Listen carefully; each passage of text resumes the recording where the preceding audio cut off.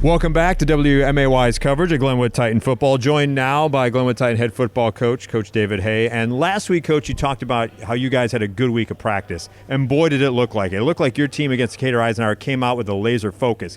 Is that something that you wanted to see in that football game? Because they were taking care of business. Well, anytime you're coming off a loss, you got to be focused, and they were in that regard. I mean, overall, and how we played in that game, there's some things we need to do better, and we've been working on that this week. I mean, Eisenhower's a program that's really, really struggling. You know, had no intention to go over there and come anywhere near losing that game or even coming close. And God bless them. I told them anything they can have for help, we'll give them. But you know, there's still things we got to do better. You know, we had to punt. We shouldn't have had to punt. There were other things that happened. We shouldn't have been scored on. And so we've talked about those things this week to continue to intensify that focus that you're talking about. And hopefully we'll come out against Jacksonville and show that. I guess one of the things that was brought up in the broadcast is when you are playing an opponent of that caliber and trying to keep kids engaged, how difficult is that sometimes as a coach for them to not fall back into bad habits just because they have a big lead? Well, it's important that they focus on themselves, that they're not focused on the opponent. Yeah, they got to know the way in which they may line up, the plays they may run, the routes they may see, but you got to focus on yourself and making sure that your team gets better. And again, that was week 2. That's that week 1, week 2. And you're looking for that big growth. I mean, I think we had it. I just don't think we were where we need to be or where we want to be and where we can be as of last Friday. You do get an opportunity in those type of games, though, to play some guys who on a day-to-day basis help the football team, some of the scout team guys. What does that mean to you as a coach to be able to get those guys some PT on the varsity level? Yeah, everybody played Friday. Yeah. Everybody was healthy, played. And it's big. You know, those guys really do toil and they grind it out.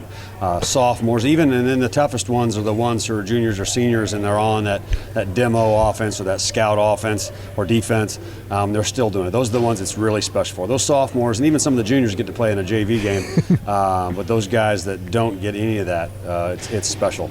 And how much does that help you then maybe, you know, see a guy maybe get a snap or two at the varsity level because it may help your depth going forward? Yeah, that's happened too. I mean, you get to play you kind of go through a process in those games, and those games can be kind of stressful. Make sure you're getting everybody in there and not doing too much. But yeah, your twos are the first ones to go in, and they get more reps than they would in a hot game. And so getting everybody in the field is always a good thing.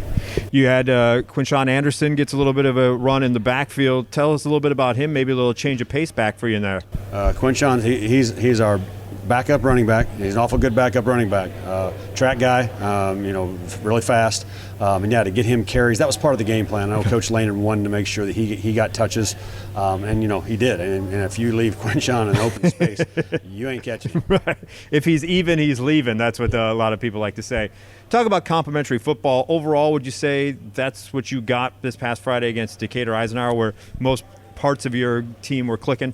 I think so. Again, it's hard to tell in a game like that where you're playing an opponent who's just clearly outmatched, in talent and just the whole thing. Again, I don't think we should have punted. And I don't think they should have scored.